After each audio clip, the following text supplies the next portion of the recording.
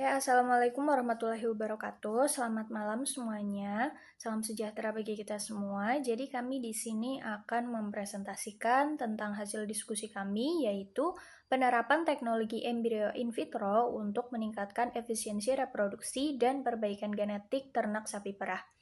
Sebelumnya, perkenalkan anggota kelompok 1E, yaitu ada Ahmad Tahyar dengan NIM D1A020134, kemudian ada Surya Ridoyono dengan NIM D1A023055, kemudian ada Sabita Zakiatul Fuadah dengan NIM D1A023166, kemudian ada Unaid Satu Zahro dengan NIM D1A023249, kemudian Melisa Raraswati dengan NIM D1A023252, dan Surya Destar Bawa dengan NIM D1A023258.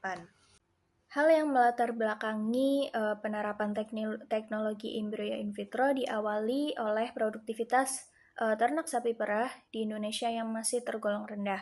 Kemudian hal tersebut ditandai dengan adanya angka kelahiran yang belum optimal dan jarak beranak yang relatif panjang.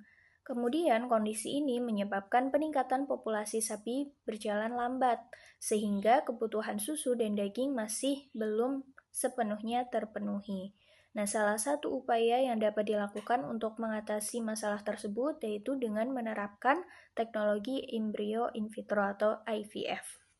Berdasarkan latar belakang masalah tadi, maka dapat diidentifikasi bahwasannya rendahnya efisiensi reproduksi ditunjukkan oleh conception rate yang masih rendah dan calving interval yang lebih panjang dari kondisi idealnya.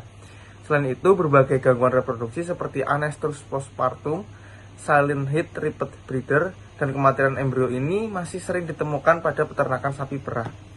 Selanjutnya, faktor-faktor yang mempengaruhi keberhasilan reproduksi. Yang pertama, faktor fisiologis. Faktor fisiologis yang mempengaruhi keberhasilan reproduksi meliputi umur donor, kualitas oosit, keseimbangan hormon reproduksi, status nutrisi, dan kesehatan reproduksi ternak.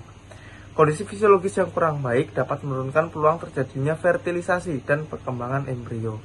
Terus faktor yang kedua ada manajemen dan lingkungan.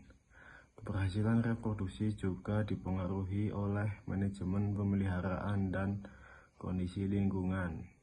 Deteksi birahi yang kurang tepat, pemberian pakan yang tidak seimbang, sanitasi yang buruk, serta stres panas akibat lingkungan dapat menurunkan performa reproduksi sapi perah.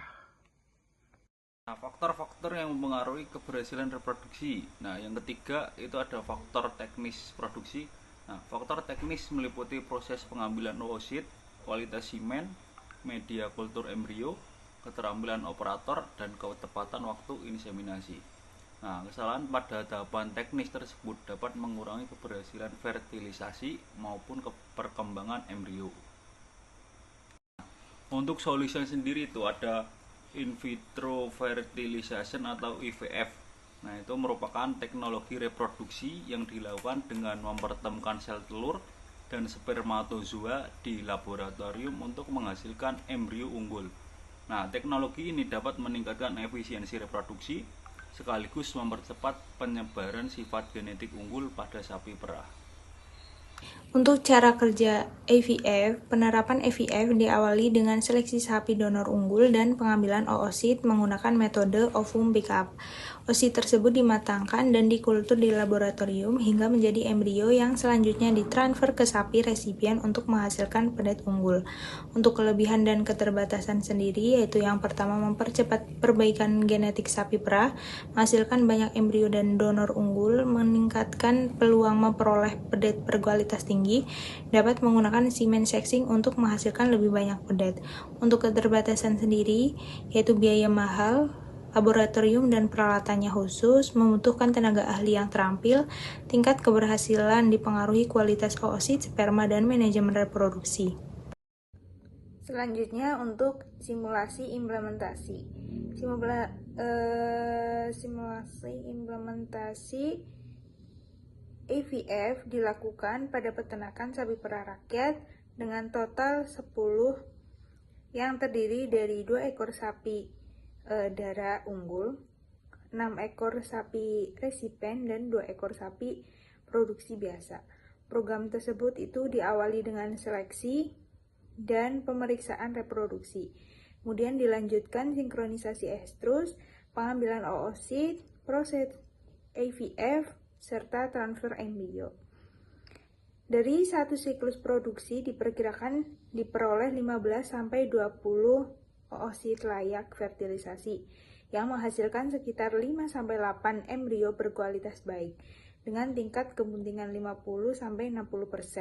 Program tersebut berpotensi menghasilkan 3-5 pedet unggul dalam satu periode produksi. Selanjutnya untuk kesimpulan, rendahnya efisiensi reproduksi sapi perah dipengaruhi oleh faktor fisiologis, manajemen, lingkungan, dan teknis reproduksi. Teknologi IVF dapat menjadi solusi yang efektif untuk meningkatkan efisiensi reproduksi dan mempercepat perbaikan genetik meskipun masih memerlukan dukungan biaya, fasilitas, dan tenaga ahli yang memadai. Kemudian selanjutnya tayangan proses in vitro fertilization. Selamat menyaksikan. Small-scale dairy farming is a way of life. But how can farmers boost milk production and secure their future? The answer lies in modern reproduction technology. In vitro fertilization, or IVF, offers a powerful solution to improve cattle genetics. Let's follow a 14-month journey. We start with 10 cows, carefully selected for their different roles in this process. Week 1. The process begins with a thorough health check and selection of the best donor cows, ensuring superior genetic quality. Week 2. Recipient cows receive hormones to synchronize their cycles, preparing their bodies for embryo implantation. Weeks 3-4. In a minimally invasive procedure, mature eggs are carefully collected from the donor cow. These eggs are then fertilized with selected sperm in a laboratory, creating new life in a controlled scientific environment. From around 15 to 20 eggs, we can expect about 5 to 8 high-quality embryos to develop, ready for transfer. Week 5. The best embryos are transferred into the recipient cows, which will carry them to term. Week 9. A pregnancy test confirms success. With a 50-60% success rate, the chances of a healthy pregnancy are high. Month 14. The journey culminates in the birth of a healthy, genetically superior calf, the new hope for the farm's future. By embracing IVF, small-scale farmers can transform their herds, boosting productivity and ensuring a sustainable, prosperous future for their families and communities. Oke, mungkin cukup sekian presentasi dari kelompok kami. Kurang lebihnya kami mohon maaf atas kesalahan, baik kesalahan penulisan maupun perkataan. Kami mohon maaf yang sebesar-besarnya. Kami ucapkan terima kasih kepada yang sudah mendengarkan. Kami tutup. Wassalamualaikum warahmatullahi wabarakatuh.